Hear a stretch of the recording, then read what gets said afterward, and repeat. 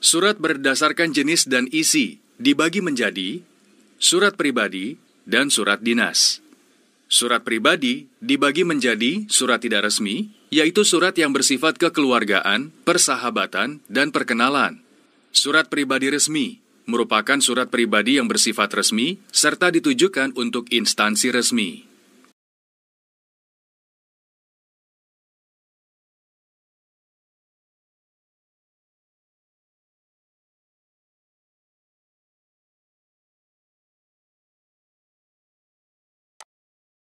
Menyimpulkan isi surat pribadi dan surat dinas.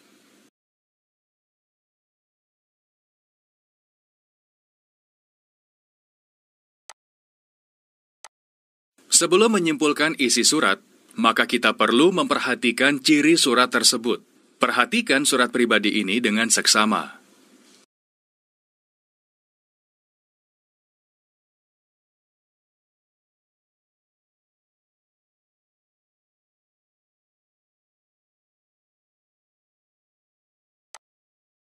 Dari contoh surat pribadi ini, kita dapat menyimpulkan bahwa 1. Surat pribadi adalah bentuk komunikasi interaktif antara orang pertama atau pengirim dan orang kedua atau penerima. 2. Surat pribadi berisi unsur tanggal surat, alamat surat, pembuka surat, pendahuluan, isi, dan penutup surat, serta nama pengirim surat dan juga tanda tangan. 3. Isi surat pribadi berkaitan dengan masalah pribadi, menanyakan kabar, keperluan pribadi, dan tujuan komunikasi pribadi yang lain. Mari kita identifikasi pokok isi surat. Dalam paragraf pertama, penulis menanyakan kabar. Paragraf kedua, semenjak kepindahan gurunya, penulis merasa kehilangan. Paragraf ketiga, penulis berharap tetap diingat oleh Bu Dewi. Paragraf keempat, penulis berharap Bu Dewi selalu sehat. Berdasarkan pokok surat, maka simpulan surat pribadi tersebut adalah Paskalina adalah seorang siswa di Kupang. Ia memiliki guru bernama Ibu Dewi yang sudah pindah. Semenjak kepindahan Bu Dewi, Paskalina merasa rindu dan kehilangan. Paskalina juga berharap agar ia dan teman-temannya di Kupang tetap diingat oleh Bu Dewi. Pada akhirnya, ia mendoakan agar Bu Dewi selalu sehat dan dilindungi Tuhan.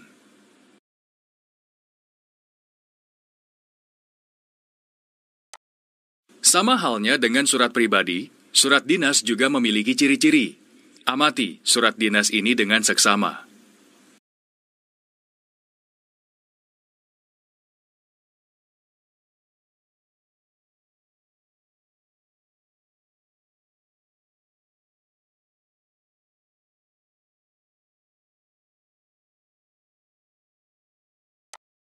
Dari contoh surat dinas tersebut, maka kita dapat menyimpulkan bahwa surat dinas memiliki struktur baku. Isi surat dinas berkaitan dengan topik kedinasan. Misalnya, undangan rapat, permohonan maaf suatu instansi kepada orang atau instansi atau perusahaan, lamaran pekerjaan, surat permintaan izin tidak masuk, izin menggunakan tempat, dan sebagainya. Menggunakan bahasa baku. Surat dinas hanya boleh ditulis oleh sebuah instansi kepada instansi lain atau individu. Seseorang atas nama individu tidak diperbolehkan menulis surat dinas. Oleh sebab itulah, pada surat dinas ada kepala surat dan nomor surat. Mari kita identifikasi pokok isi surat. Penulis adalah Persami Pramuka SMP Mutiara Harapan 1 Tuban. Penerima surat adalah Wali Murid Sofia Nazila. Tim Pramuka SMP Mutiara Harapan 1 akan mengadakan perkemahan Sabtu dan Minggu untuk mengenal lingkungan. Pengajuan izin oleh penulis. Berdasarkan pokok surat, maka simpulan surat dinas tersebut adalah Ketua Panitia Kegiatan Persami mengirimkan surat kepada Wali Murid Sofia Nazila. Dalam surat dijelaskan bahwa, dalam rangka mengenal lingkungan, maka tim Pramuka SMP Mutiara Harapan 1 akan mengadakan perkemahan Sabtu dan Minggu. Oleh karena itu, mereka mengajukan izin agar Sofia Nazila diizinkan ikut serta.